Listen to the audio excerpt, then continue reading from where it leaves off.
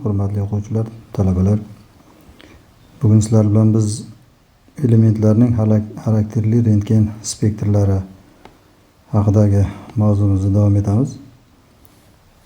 Xo'p, bu yerda bitta harf ortiqcha tushib ketdi. Xo'p, avvalo spektrni o'zi nima ekanligi haqida bir gaplashib olishimiz kerak. 1666-yilda Newton shu Angliyada bir kasallik tarqalgan vaqtida shu o'zini bir xonasida, laboratoriyasida o'tirgan holatda derazani tirqishidan tushgan quyoshning nuriga shisha prizma tutadi. Unda quyidagi manzaraga ko'z tushadi. Va bu vaziyatni shunday tushuntiradiki, oq nur aslida ko'p rangli nurlardan tashkil topgan. Ular prizmadan o'tganda har birining to'lqin uzunligiga qarab fraksiyalarga ajraladi, ya'ni difraksiyalanadi deb aytadi. Va biz bundan shunday xulosa chiqarishimiz mumkinki, to'lqin uzunligi katta bo'lgan nurlar qizil nurlar holatida tarqalaveradi. Prizmadan o'tib iloji boricha kamroq sinadi. To'lqin uzunligi kichkinaroq bo'lgan nurlar esa prizmadan o'tgan holatda ko'proq sinaveradi. Mana xo'p, biz o'sha nurlar to'plamining, nurlar oqimining faqatgina insonning ko'zi sezadigan qismi 800 nanometr va 400 nanometr bo'lgan qismigina sezamiz bo'ldi. O'sha ko'rinadigan soha hisoblanadi. 400 nanometrdan kichkinasini ham, 400 nanometrdan katta bo'lgan to'lqin uzunliklarini ham biz inson ko'zi payqamaydi. Ana spektr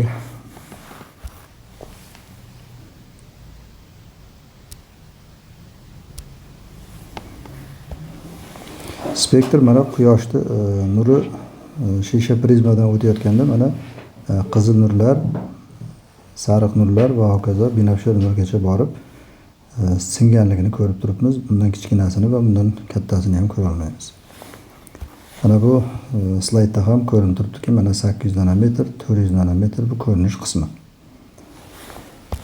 Xo'p, endi keling shu elementlarning xarakterli spektrlari qanday paydo bo'ladi? Agar biz yadroning atrofida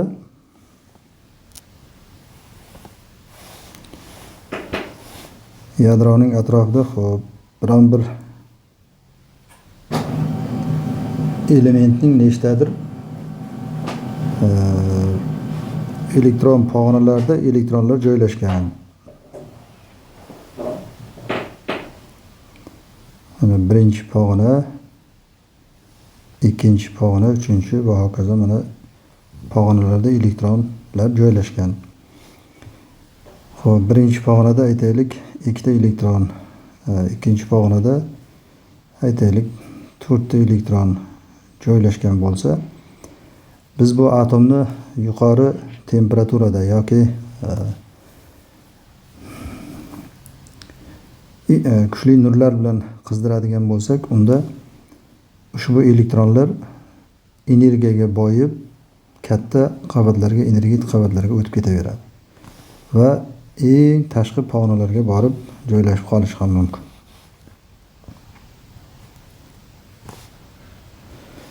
Xo'p, bu 6 ta elektron ham, yuqoridagi 6 ta elektron ham eng tashqi pog'onaga joylashib qolishi mumkin. Va o'sha tashqi pog'onadan ichki pog'onaga qaytib kelayotganda ular turli xil variantlarni tanlashi mumkin. Masalan, mana shu elektron 7-pog'onadan 6-pog'onaga o'tib kelishi mumkin. Bunda albatta o'tgan darsimizda aytgan edikki, u kvant tarzida energiya yo'qotadi. O'sha energiyani biz kvant, ya'ni nur deb qarashimiz mumkin.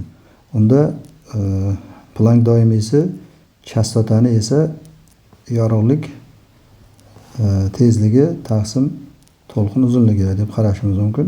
Ana demak, elektronlar har bir pog'onadan ichki pog'onaga o'tayotganda o'ziga xos kvant va ya'ni o'ziga xos to'lqin uzunligiga ega bo'lgan nurlarni sochar ekan. Va o'sha nurlar ham prizmadan o'tkazilganda xuddi quyosh nuri kabi spektrlarga bo'linar ekan. Demak, ana bu elektron 7-pog'onadan aytaylik 5-pog'onaga o'tib keladigan bo'lsa, bunda otilgan kvantning to'lqin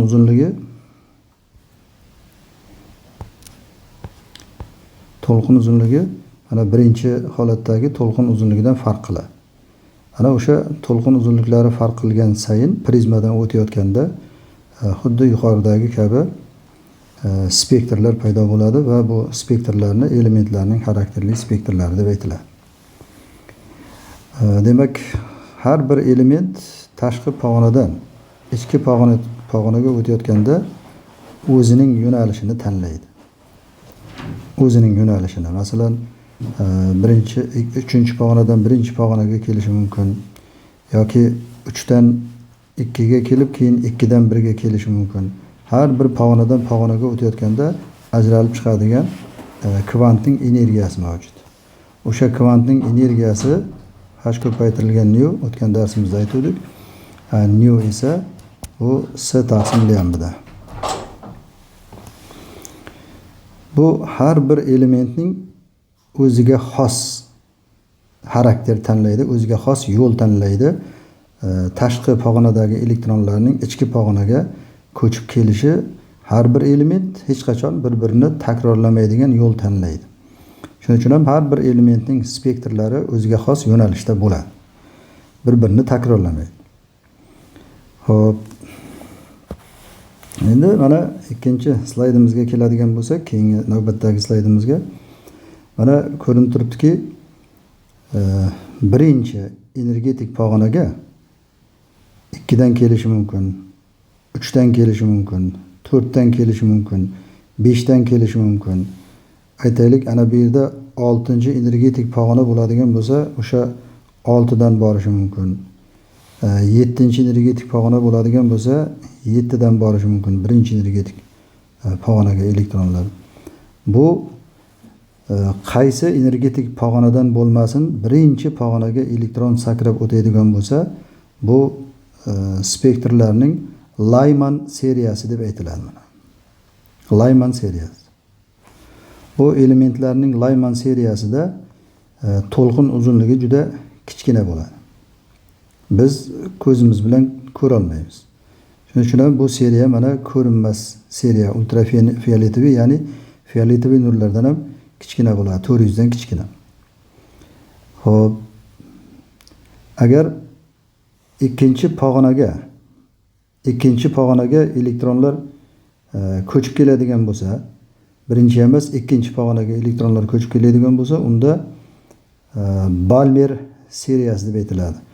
3dan 2ga, 4dan 2ga, 5dan 2ga, 6 va hokazo 7dan keladigan vaziyatlarda bunda Balmer seriyasi deb aytiladi, ikkinchi seriyaga.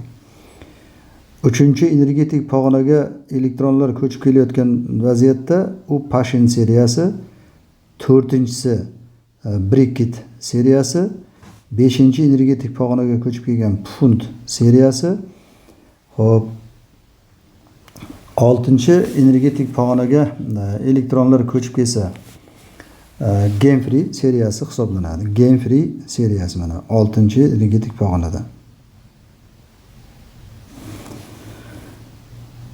Ana endi har bir seriyani yana alohida to'xtalib o'tishimiz mumkin. Aytaylik, mana Balmer seriyasida bu K birinchi pog'ona bizda ko'rinmay qolgan ekan, bu yerda birinchi pog'ona. Birinchi pog'ona K seriya deb aytiladi, ikkinchi pog'ona L seriya deb aytiladi. M, N, O, P, Q pog'onachalari bor edi. Xo'p, Balmer seriyasi ikkinchi energetik pog'onaga elektronlar ko'chib ketishini bildiradi. Agar uchinchi energetik pog'onadan, ana bu birinchi energetik pog'ona bo'lsin, bu ikkinchi energetik pog'ona bo'lsin, uchinchi energetik pog'ona bo'lsin. Agar ikkinchi energetik pog'onaga uchinchidan elektron o'tib kelsa, bu El alfa seriya deb aytiladi. Agar xo'p, bu uchinchi pog'ona bo'ldi. To'rtinchi pog'onadan ikkinchi pog'onaga elektron ko'chib kelsa, bu El beta seriya deb aytiladi. Beshinchisidan ikkinchisiga elektron ko'chib keladigan bo'lsa, El gamma seriya deb aytiladi. Oltinchidan elektron ikkinchiga ko'chib keladigan bo'lsa, bu El alfa beta gamma hop delta deb aytiladi. Agar keyingi pog'onadan navbat bilan elektronlar ko'chib keladigan bo'lsa, ikkinchi seriyaga xuddi shunday hop El epsilon deb aytiladi. Xuddi shunday agar KLM m'inchi pog'onaga elektron ko'chib keladigan bo'lsa, M alfa, M beta seriya deb aytiladi. Xo'p, mana ushbu rasmda spektrlar haqida ko'proq tasavvur qilish mumkin. Mana spektr, mana infraqizil nurlar, undan u yog'ini ko'ra olmaymiz va ultra binafsha nurlar va undan u yog'ini ko'ra olmaymiz. Xo'p, demak, spektr elementlarning xarakterli spektri deganda xulosa qilib gapiramiz. Elementlar atomlari kuchli nurlantirilganda yoki kuchli qizdirilganda elektronlari ichki pog'onadan tashqi pog'onaga sakrab o'tadi. Sovutilganda, o'sha nur manbasi olinganda esa o'sha nurlar yana avvalgi holatiga qaytadi. O'sha qaytayotganda energiya yo'qotadi. O'sha energiyani biz aytdikki, energiya bu kvant. Uning chastotasi bor. Chastotasi bo'ladigan bo'lsa, demak uni to'lqin uzunligi ham mavjud. O'sha to'lqin uzunligiga ega bo'lgan nurlar oqimidan iborat ekan. O'sha nurlar oqimi har xil rangni o'ziga saqlaydi. Xuddi quyoshning nuri kabi har xil nurni o'ziga saqlaydi, rangni o'ziga saqlaydi va buni prizmadan o'tkazganimizda u ham xuddi shunday quyosh nuri kabi elementlarning nurlarining qaytish holati ham spektr namoyon qilar ekan. Mana keyingi slaydimizda vodorod, qizdirilgan vodorodning tirqishdan o'tkazilgan nuri prizma orqali o'tkazilganda ana berayotgan spektri. Mana quyidagi holatni o'sha yerga olib borib tasavvur qiling. Mana infraqizil nurlar 800 ga yaqin mana keyin borib mana fioletoviga, ya'ni binafsha nurgacha borib taqaladi. Bu vodorodning Balmer seriyasi deb aytiladi. Balmer seriyasi. Ana endi shu yerda ham yana bir savol tug'iladi. Faqat Balmer seriyasi kuzatiladimi? Bu vodorodning elektroni tashqi pog'onaga o'tib ketgandan keyin u yuqorida aytilgandek xohlasa 6 ga, agar 6 ga ko'chib keladigan bo'lsa, Genfri seriyasi, xohlasa 5 ga, agar 5 ga ko'chib keladigan bo'lsa, Punt seriyasi. Umuman olganda vodorodning spektrida har bir seriya kuzatilishi mumkin. Har bir seriya. Nega endi aynan bizda siz vodorodni Balmer seriyasi ekanligini aytyapsiz degan savolga quyidagicha javob berishimiz mumkin. Mana marhamat, faqatgina Balmer seriyasi ko'rinadigan sohada turibdi. Vodorodning spektrining Lyman seriyasi Pashin, Brikit, Pfund va qolgan seriyalarni biz ko'zimiz bilan ko'ra olmaymiz. Ammo u seriyalar ham shu spektrda kuzatiladi. Biz vodorodning spektrini bunday holatda ko'ramiz va ushbu vodorodning ushbu spektri hech qachon o'zgarmaydi. Xuddi insonning barmoqlari o'zgarmagan, barmoq izlari o'zgarmagani kabi, bir-biriga o'xshamagani kabi elementlarni ham xarakterli spektrlari hech qachon bir-birini takrorlamaydi. Xo'p, mana keyingi slaydimizda geliyning spektri, ko'rinish sohasida geliyning spektri, vodorodning spektri yuqorida aytganimiz kabi, argon har bir elementning o'ziga xos spektrlari mavjud. Xo'p, mana vodorodning spektrlarida Lyman seriyasi deb aytdik. Mana Lyman seriyasida e'tibor qarating, mana hamma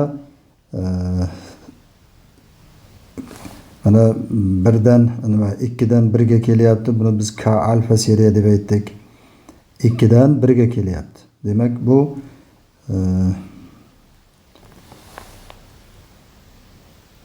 xo'p,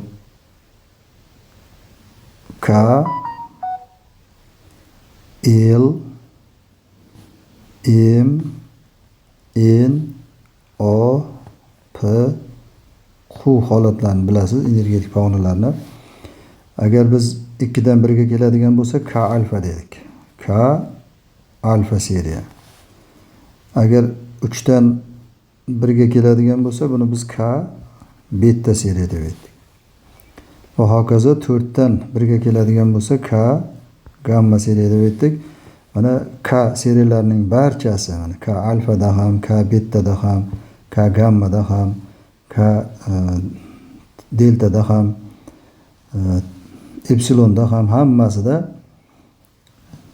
to'lqin uzunligi ko'rib turibsiz, mana 400 dan kichkina. Biz bu sohani ko'ra olmaymiz. Vodorodning Balmer seriyasida mana to'lqin uzunligi 656 dan boshlanadi va 410 da tugaydi. 800 nanometr bilan 400 nanometrda oralig'ida bo'lganligi uchun biz shu seriyani ko'ra olamiz va yuqorida aytganimiz mana shu vodorodning spektri, uni Balmer seriyasi ekan. Xo'p. Endi yuqorida aytib o'tdik, Rydberg formulasi orqali bir pog'onadan ikkinchi pog'onaga elektron sakrab o'tganda otilgan kvantning to'lqin uzunligini hisoblab topish mumkin dedik, Balmer seriyasi orqali. Mana o'sha vaziyatni bir ko'rib chiqamiz. Balmer seriyasi, Rydberg formulasi 1 taqsim lambda barobar R ko'paytirilgan Z kvadrat ko'paytirilgan 1 taqsim N kvadrat minus 1 taqsim N kvadrat M kvadrat.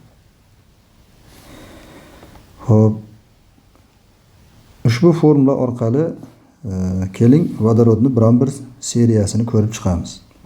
Keling birinchi seriyasini ko'rib chiqsak, ya'ni K alfani, K alfa degani ikkinchi pog'onadan birinchi pog'onaga elektron sakrab o'tdi degani. Demak, bizda N1, bu esa 2. Xo'p, 1 taqsim lambda barobar xo'p R Rydberg konstantasi edi. U 1,09 10 usti minus 10 usti 7 taqsim metr ko'paytirilgan Z vodorodning zaryadi 1 ning kvadrati 1 va ko'paytirilgan xo'p 1 taqsim n ning o'rniga 1 ni qo'yamiz, 1 ning kvadrati minus xo'p 1 taqsim m ning o'rniga 2 ni qo'yamiz, 2 ning kvadrati.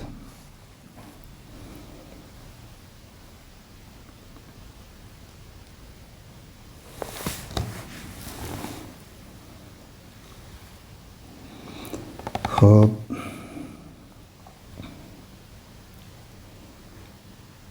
Bir taqsim lambda barobar 1,09 10 üstü 7 taqsim metr ko'paytirilgan. 1 ning kvadrati 1 yozmasang ham bo'ladi, ko'paytirilgan. Xo'p, 2 ning kvadrati 4. 1 ni 4 ga bo'lsak 0,25. 1 ning kvadrati 1. 1 ni 1 ga bo'lsak 1. Demak 1 dan 0,25 ni ayirib tashlasak 0,75. Xo'p, bundan keyingi slaydga yozamiz.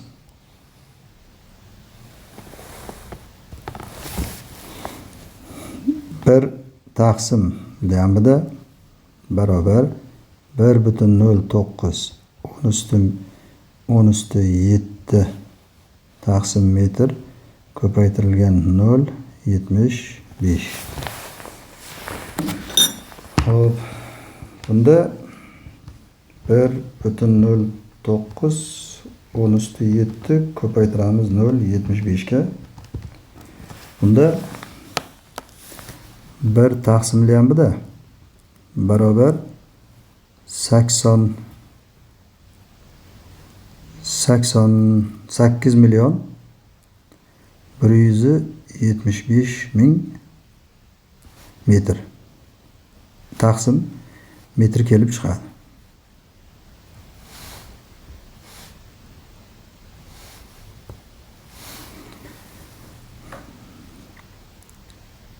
Hop, lambda barobar 1 taqsim 8 milyon 175 ming.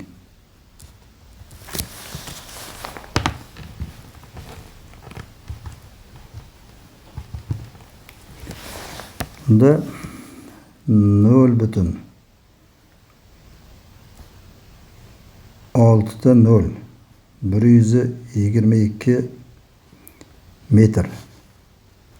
Bu degani 1,22 10 üstü minus 7 metr. Bu esa 122 nanometr. Mana marhamat, yuqoridagi slaydimizda shu 122 nanometr yuqoridagi slaydimizda ko'rinib turibdi. Mana 122 nanometr. Xuddi shu usulda siz ikkinchi pog'onadan uchinchi pog'onaga elektronni sakrab o'tishini kuzatadigan bo'lsangiz, unda ana buning joyiga 2 ni qo'yishingiz kerak.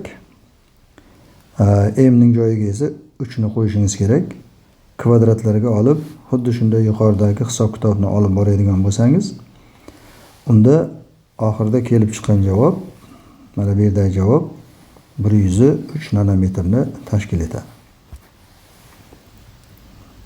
Ya'ni K alfa seriyasidagi to'lqin uzunligi lambda K alfa to'lqin uzunligi 122 nanometr chiqqan bo'lsa, lambda K beta 103 nanometr. Xo'p. Shunday qilib, demak, xulosa qilib xohlagan energetik pog'onadan aytaylik, mana 6-energetik pog'onadan siz xohlasangiz, agar 4-energetik pog'onaga elektron ko'chib kelishini xohlasangiz, unda seriya N seriya birinchisi bo'layotganligi uchun N alfa seriya deb aytiladi. N beta seriya. Agar 4-pog'onaga 5-dan elektron ko'chib kelsa, N alfa seriya deb aytiladi. Demak, siz hozir N alfa yoki N beta seriyalarni ko'ryapsiz. Agar 7-pog'ona olinadigan bo'lsa, 7-pog'ona. 7-dan elektron ko'chib keladigan bo'lsa 4-pog'onaga, unda N gamma seriyasi deb aytiladi. Ana endi sizga o'qituvchilaringiz savol berilganda aytaylik,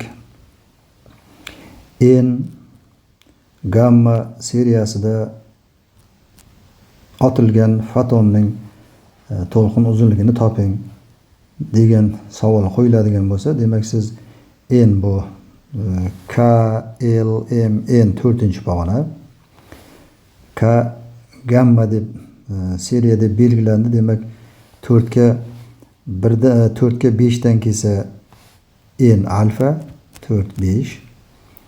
Agar 4 ga 6 dan kelsa n beta, 4 ga 7 dan kelsa n gamma. Demak sizga 7-pog'onadan 4-pog'onaga elektron ko'chib kelganda ajralib chiqqan kvantning to'lqin uzunligini toping degan savol qo'yilgan ekan.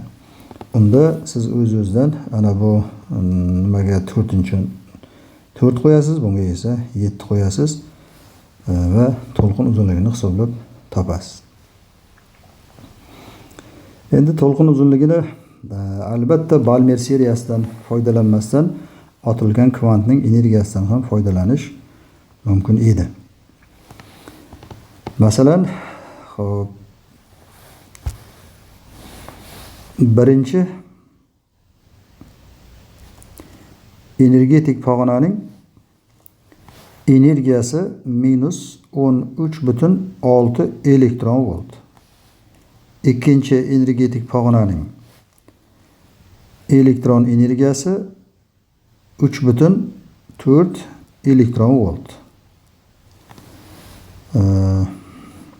Xuddi shunday 3-energetik pog'onaning ham, 4-energetik pog'onaning ham, qolgan pog'onalarning ham energiyasi mavjud.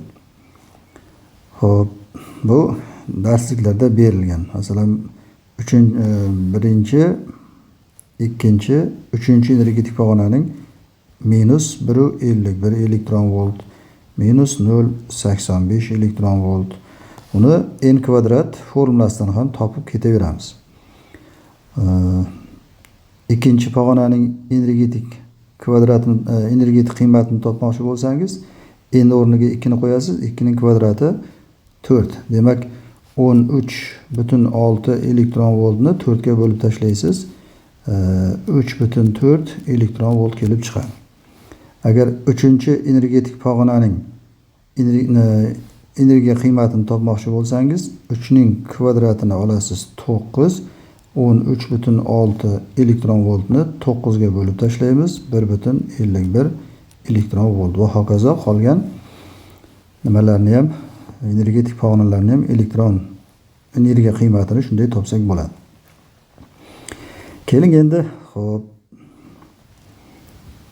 biz mana bu birinchi energetik pog'onaga ikkinchi energetik pog'onadan elektron ko'chib keldi va bu orada kvant otildi. H nu otildi deb aytdik va bu kvantning energiyasi o'tgan darsimizda aytdikki, otilgan kvantning energiyasi energetik pog'onalarning energiyalari farqiga teng deb aytdik. Bu Bohrning 3-postulati edi. Demak, energiya 3,4 dan ayirib tashlasak, yana minus 13,6 ni teng bo'ladi, plus 10,2 elektron voltga teng bo'ladi. Agar 10,2 elektron voltni zaryadning miqdoriga ko'paytiraversak, 1,6 10 usti minus 19 joulga barobar 10,2 ko'paytiramiz, 1,6 10 usti 19 minus. Unda 1,632 10 usti minus 18 joul kelib chiqadi. Demak, energiya o'shanga teng. 1,632 10 usti minus 18 joul. Endi yuqoridagi formulaga qo'ysak. Energiyaning o'rniga ushbu qiymatni qo'yaman. 1,632 10 üstü minus 18 joule teng Planck doimiysi 6,63 10 üstü minus 34 joule ko'paytirilgan sekund va chastota esa hop yorug'lik tezligi taqsim lambdaga teng. Demak, chastotaning o'rniga yorug'lik tezligi taqsim lambdani qo'yaman. Yorug'lik tezligi esa 3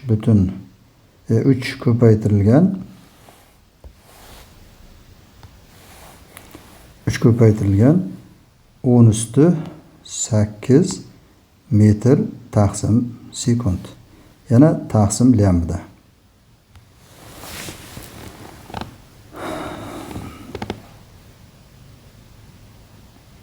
Bu sonlarni ko'paytirib ketadigan bo'lsak, joule bilan joule qisqarib ketadi, sekund bilan sekund qisqarib ketadi.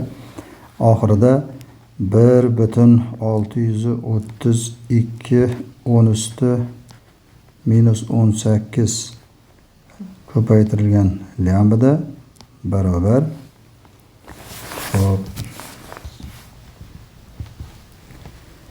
6,63 10 üstü 34 minus ko'paytiramiz 3 10 üstü 8 ga 1,989 10 üstü minus 25 qoladi metr. Bundan lambda barobar demak bo'lamiz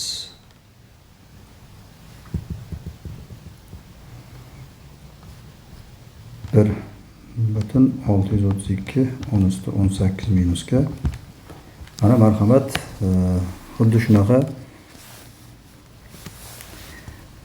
1,21 875 ko'paytirilgan 10 üstü minus 7 metr chiqyapti. Bu taxminan 1,22 10 üstü minus 7 metr yoki 122 nanometr. Ana marhamat yuqoridagi Balmer seriyasi Rydberg formulasi orqali hisob kitob amalga oshirganimizda hamda energiya orqali topganimizda ham qiymat bir xil chiqdi. Rahmat.